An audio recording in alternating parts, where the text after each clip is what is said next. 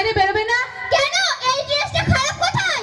এই ড্রেসটা কোথাও খারাপ নাই, তুমি ভালো করে জানো আমাদের বাড়ির মেয়েরা এরকম নোংরা ড্রেস পরে বাইরে বেরোয় না। আপনি এই ড্রেসটা খারাপ বলছেন? আপনি জানেন এই ড্রেসটার কত দাম? আপনার মেয়ে এই ড্রেস কোনোদিন চোখে দেখেছে? আর আপনি এই ড্রেসটাকে খারাপ বলছেন? জানেন এই ড্রেসটার কত দাম? এই ড্রেসটার দাম আপনার মেয়ের 5টা জামা হয়ে যাবে। দেখো বাবা, দামটা বড় কথা না, যে ড্রেসটা পরলে তোমাকে 5টা লোক দেখে খারাপ বলবে সেই ড্রেসটা তুমি নাইবা পরলে।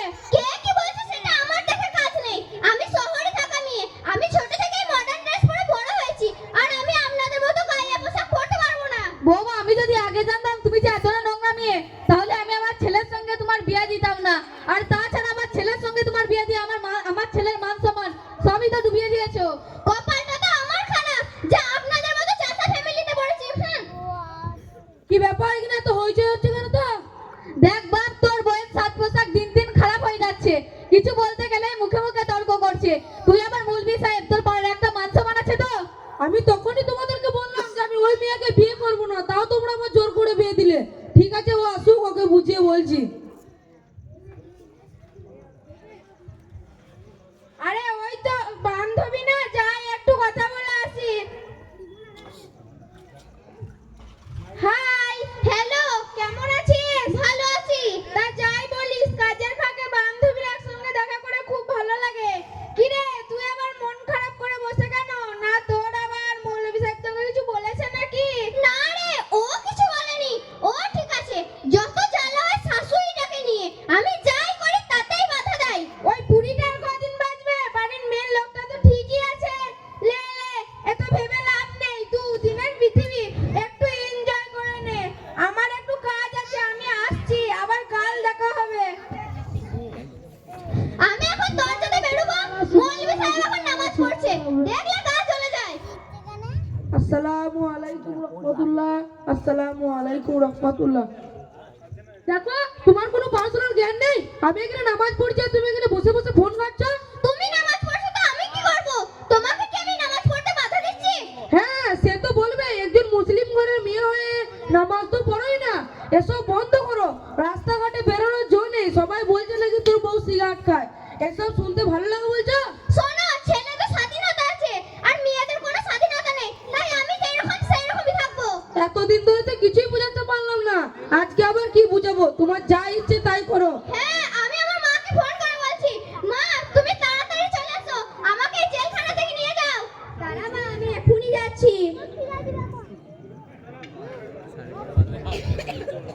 এখন আবার তুমি সেজে গুজে কোথায় চললে? তোমার তো কোনো কিছুতে খোঁজ খবর নাই। মেয়েটার বাড়িতে যে রোজ রোজ অশান্তি হচ্ছে, তুমি কি খোঁজ নিয়েছো? ওই আনিসা তো আমাদেরকে ফোনই করেনি। তাহলে তুমি কেমন বাবা ভাবো? মেয়ে ফোন না করলে তার তুমি খোঁজ নেবে না, তাই আমার মেয়ে আমি যাচ্ছি। আমার সংসারটা ভাঙলে আবার মেয়ের সংসারটা ভাঙতে চলে, তাহলে তুমি কেমন মা ভাবো? হ্যাঁ,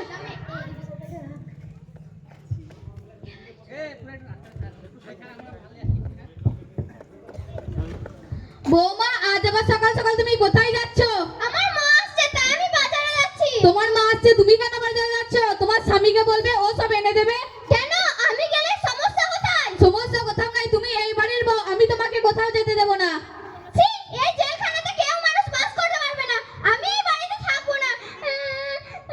কি হলো রে বুড়ি, তুই এভাবে কাঁদছিস কেন? মা, তুমি এসেছো ঠিকই করেছো। দেখো, বাড়িটাকে জেলখানা করে রেখেছে, আর আমি যাই করি তাতেই সমস্যা, আর আমাকে তো বাইরে বেরোতেই দেয় না, আর এর জন্য তোমরাই দায়ী।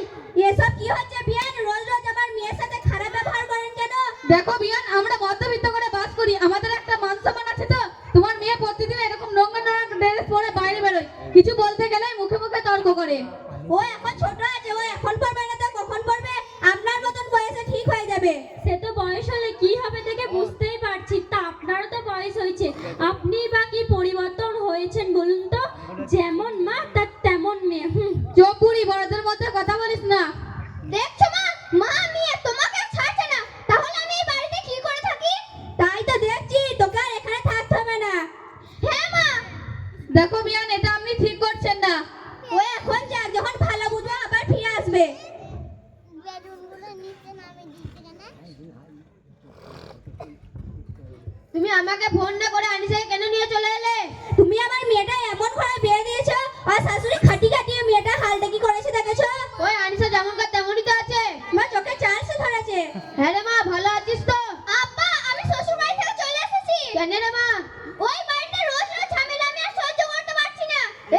ঘর হলো আসল ঘর। যেই নারী স্বামী ও শ্বশুর শাশুড়ি খেদমত করে সেই নারী জান্নাতবাসী হয়। তুইও স্বামী ও শ্বশুর শাশুড়ি খেদমত কর আর ওই বাড়িতে ফিরে যা মা। না, ওই বাড়িতে আমি ফিরে যাব না।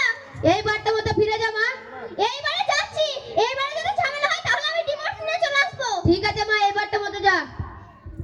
দেখ মা, তোর বাপের সাথে আমারও প্রত্যেকটা দিন ঝামেলা হয়। আমি কি মায়ের বাড়ি চলে গেছি? তাই এইবারটা যা, এইবারে কিছু হলে সুজা ডিভোর্স নিয়ে চলে আসবি। ঠিক আছে মা।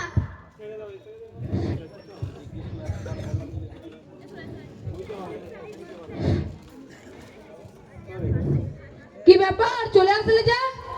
কেন আমার বাড়ি আমি আসতে পারি না বুঝি? হ্যাঁ সে তো পারবে, কিন্তু মা সূর্যটা আজ কোন দিকে উঠলো বলো দিনি? হ্যাঁ সেটাই তো ভাবছি। মা, এই নেন মিষ্টি খান, আপনার জ্ঞান আপনার জন্য পাঠিয়েছে। না গো, আমি এসব খাবো না। মা, আমি আমার নিজের ভুল বুঝতে পেরেছি, তুমি আমাকে ক্ষমা করে দাও। হ্যাঁ গো মা, তুমি তোমার নিজের ভুল বুঝতে পেরেছো, এতই খুব। আমি আমার নিজের ভুল বুঝতে পেরেছি, তুমি আমাকে ক্ষমা করে দাও। আর আমি তোমার মান সম্মান সব নষ্ট করে দিয়েছি। আমি এবার থেকে নামাজ রোজা সব পড়বো। তুমি তোমার নিজের ভুল বুঝতে পেরেছো, তাতেই অনেক। আসসালামু আলাইকুম। আসসালামু আলাইকুম।